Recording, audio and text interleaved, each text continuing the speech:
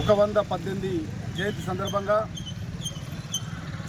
వారికి నివాళులు అర్పిస్తూ వారు చేసిన సేవలు, వారు ఒక స్వతంత్ర సమర యోధుడు, అదే కాకుండా రాష్ట్రంలో మంత్రి, అదేవిధంగా కేంద్రంలో మంత్రిగా చేసి అదేవిధంగా ఉప ప్రధానిగా చేసిన వ్యక్తి, ఆనాడు స్వాతంత్రం కోసం ఎంతో పోరాడిన వ్యక్తి అని చెప్పి ఈ సందర్భంగా గుర్తు చేస్తూ ఉన్నాం.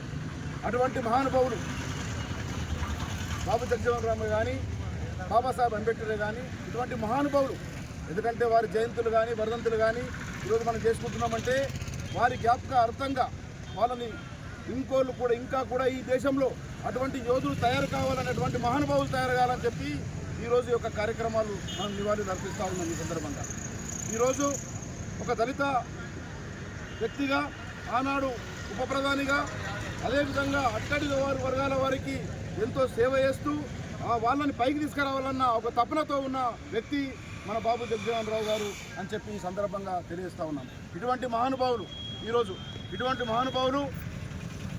ఎందరో ఉన్నారు ఈ దేశంలో. అటువంటి మహానుభావులతోనే మనకు ఆనాడు స్వాతంత్రం రావడం జరిగింది. అదేవిధంగా బాబు జగజీవన్ రామ్ గారి కూతురు ఉన్నప్పుడే, స్పీకర్గా ఉన్నప్పుడే మన తెలంగాణ బిల్ కూడా రావడం జరిగిందని చెప్పి ఈ సందర్భంగా గుర్తు చేస్తూ ఉన్నాం. ఈరోజు మా యొక్క కాంగ్రెస్ పార్టీ తరఫు నుంచి మా యొక్క కంది శ్రీనివాసరెడ్డి గారి నాయకత్వంలో ఈరోజు కాంగ్రెస్ పార్టీ శ్రేణులు అందరూ కూడా ఈరోజు బాబు జగజీవన్ రామ్ గారి 118 జయంతి సందర్భంగా ఈరోజు నివాళులు అర్పించడం జరిగిందని చెప్పి ఈ సందర్భంగా తెలుస్తాం.